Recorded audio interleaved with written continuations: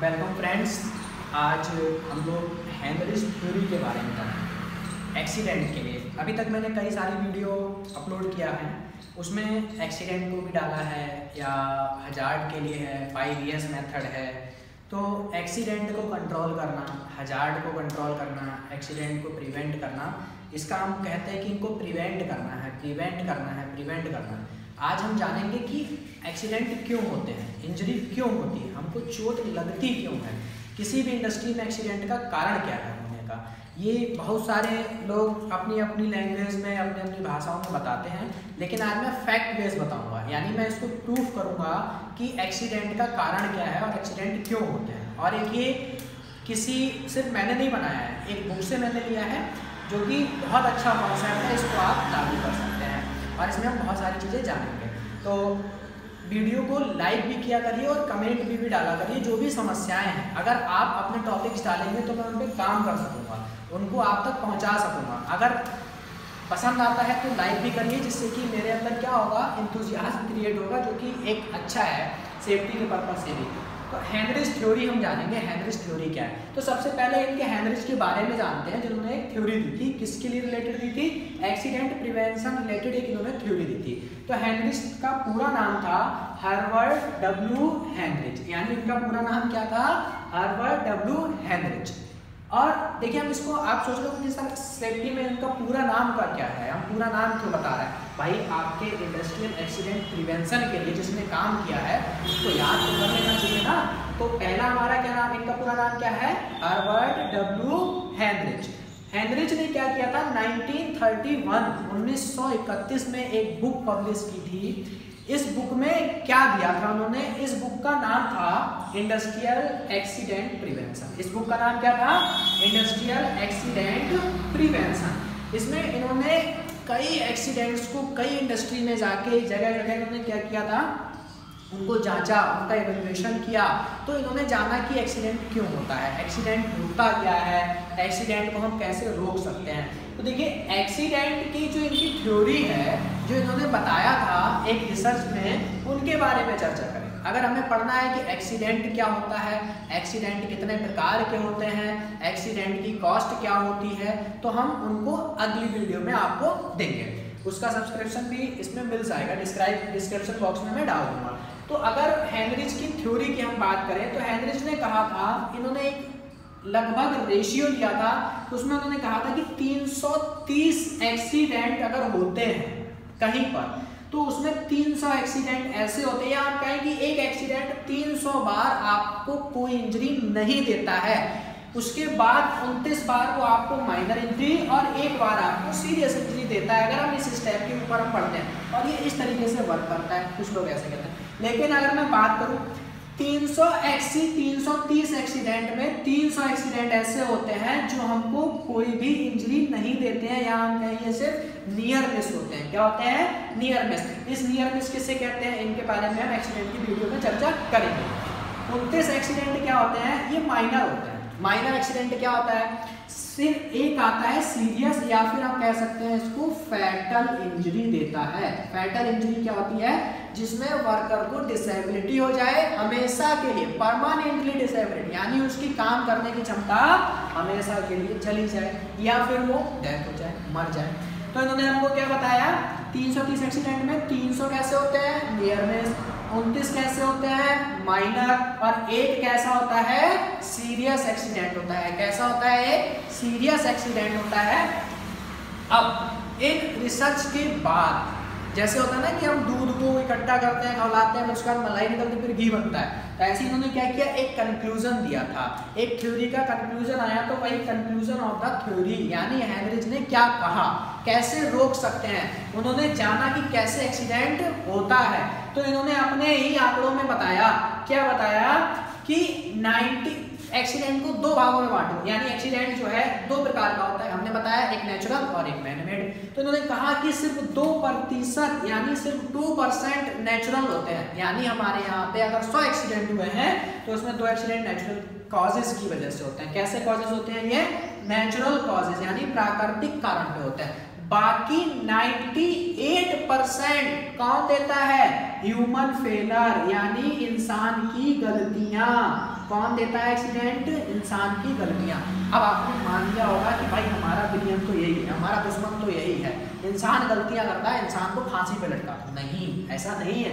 अभी इसका रियल विलियन अलग निकलेगा। जैसे मूवी चलती है ना, तो ट्रेलर में दिखता है कि यही विलियन होगा, लेकिन ऐसा नहीं होता है। तो ऐसे इसमें भी अभी कोई और निकलेगा। तो ये 98% ह्यूमन फेलर जो है दो भागों में बटा हुआ है। 88% एक्सीडेंट जो होते हैं वो अनसेफ एक्ट और अनसेफ कंडीशन की वजह से होते हैं। अब एक दुश्मन आपको और मिल गया। हमने क्या कहा? अनसेफ एक्ट और अनसेफ कंडीशन, ये भी हमारे दुश्मन है, लेकिन मेन विलियन ये नहीं है। ठीक। दूसरा हमारा 10% एक्सीडेंट होते हैं मैकेनिकल फेलर से। किसकी वजह से होते हैं? मशीनों के गार्डिंग सिस्टम के फेल हो जाने से, मशीनों की वजह से, यानी मैकेनिकल फैक्टर की वजह से एक्सीडेंट होते हैं। अब देखो भाई, हमें ह्यूमन फेलर दुश्मन दिख गया, अनसेफ एक्ट अनसेफ कंडीशन भी दिख गए, मैकेनिकल फेलर भी हो गया। तो ये है क्या? ह्यूमन फेलर क्या होता है? क्यों ह्यूमन फेल करता है? भाई इंसान क्यों गलतियां करता है? अनसेफ एक्ट और अनसेफ कंडीशन किसे कहते हैं? अनसेफ एक्ट और अनसेफ कंडीशन कैसे हो जाती है? जब हम करते नहीं तो हो कैसे गई? और फिर मैकेनिकल फेलर के कारण क्या होता है? इन्होंने फिर एक कंक्लूजन दिया। इन्होंने एक बात बताई जो कि सिर्फ 4 स्टेप में है। इन 4 स्टेप को अगर आप समझ लिए, इन 4 स्टेप को अगर आप डिकोड कर लिए, इन 4 स्टेप को अगर आप में समझ जरा भी आ गई, तो आप एक्सीडेंट के कारण को कभी भूल नहीं पाएंगे। यानी हम एक्सीडेंट में हमेशा, इन्होंने एक बात और अच्छी कही है कि कभी भी ह्यूमन फॉल्ट को ना ढूंढो, यानी गलती किसकी थी ये नहीं ढूंढना है, गलती क्यों हुई ये ढूंढना है। यानी फॉल्ट फाइंडिंग नहीं करनी है, फैक्ट फाइंडिंग करनी है।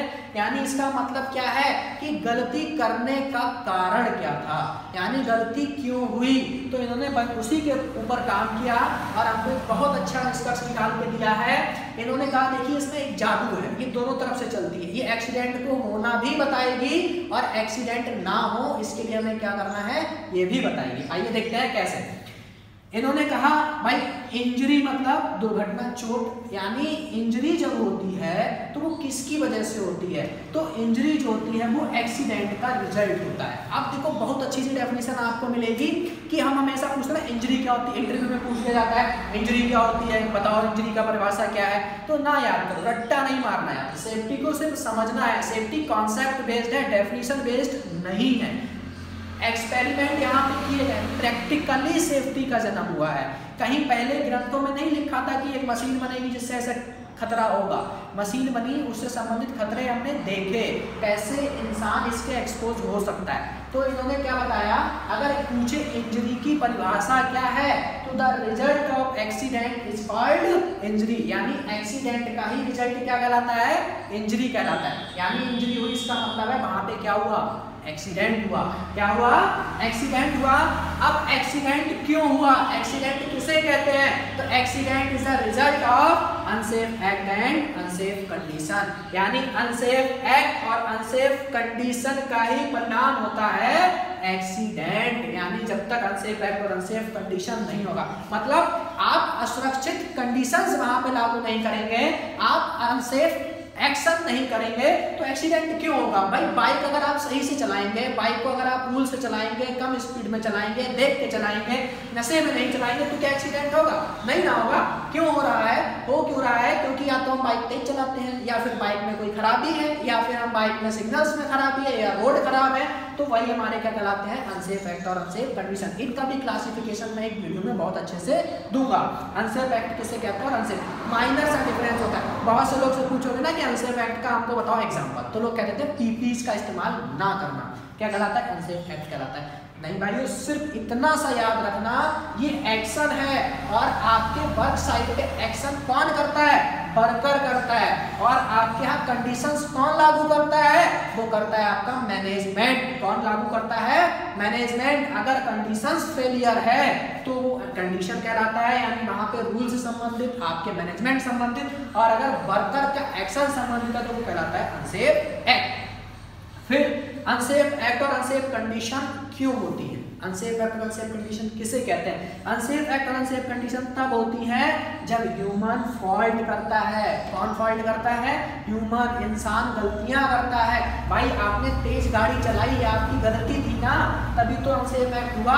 तेज गाड़ी चलाना क्या हो गया? अनसेफ एक्ट हो गया। गलती किसने की? ह्यूमंस ने की। ह्यूमंस की गलती ही क्या बना रही है? अनसेफ एक्ट और अनसेफ कंडीशन बना रहे हैं। अब आता है कि इंसान आखिर गलतियां क्यों करता है। हमारे समाज में इंसान बहुत सारी गलतियां करता है। एक सोसाइटी में चले जाओगे ना तो एक इंसान की गलतियां आपको बहुत आसानी से ढूंढने को मिल जाएंगी। लेकिन अगर हमको ढूंढना है कि इंसान गलतियां क्यों कर रहा है, यही हमको सिखाती है सेफ्टी। इंसान वहां पे ह्यूमन फॉल्ट क्यों हो रहे हैं? तो हमेशा ह्यूमन फॉल्ट होते हैं रॉन्ग इन्वायरमेंट से।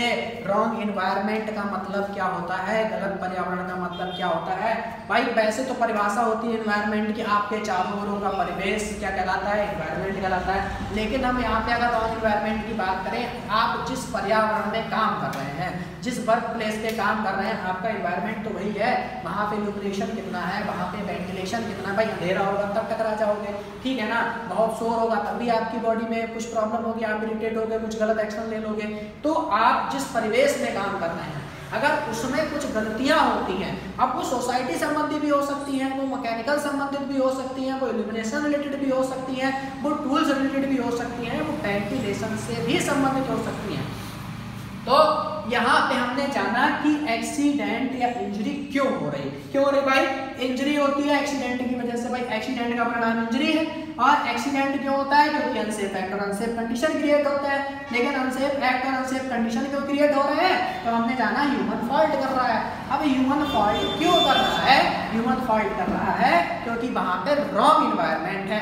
अगर हम कहें कि भाई एक्सीडेंट को रोकना है, इंजरी को रोकना है, आपके मैनेजमेंट में कहा जाता है कि भाई 0% एक्सीडेंट लेके आओ, यहाँ पे कोई एक्सीडेंट होना नहीं चाहिए, आपकी साइड पे कोई इंजरी ना हो। यही तो हमारा गोल है ना, यही तो सेफ्टी ऑफिसर का गोल है, यही तो वहाँ के सेफ्टी मैनेजमेंट का गोल है। आपको स्टेब्लिश इसीलिए किया गया है कि आप वहाँ पे एक्सीडेंट या इंजरी को 0 कर सको, रिस्क फ्री कर सको। तो इसके लिए हमें क्या करना है भाई? इंजरी ना हो इसके लिए क्या नहीं होना चाहिए?